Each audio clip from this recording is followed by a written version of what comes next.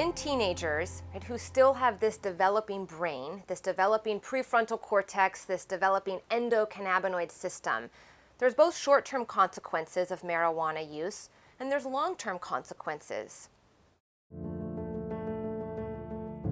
When you look at the short-term consequences of marijuana use, it dramatically affects a teenager's ability to concentrate, to pay attention, and to emotionally regulate their mood.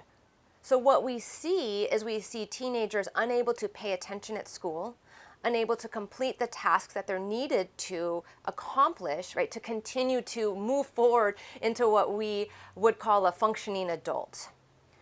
And when this happens in teenagers, it affects all aspects of their life. It affects their performance at school. It affects their interpersonal relationships.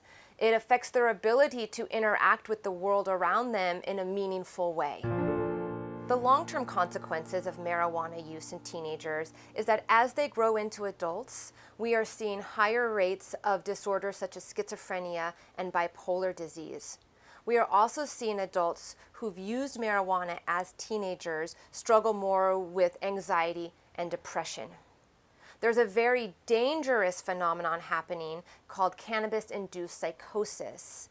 This happens in teenagers who are using high-potency marijuana. Now, cannabis-induced psychosis is very dangerous. What happens is a teenager uses marijuana, and suddenly they develop hallucinations, delusions. They totally lose touch with reality. When this happens to a teenager, it can become very scary. Teenagers often end up in the hospital when they have cannabis-induced psychosis.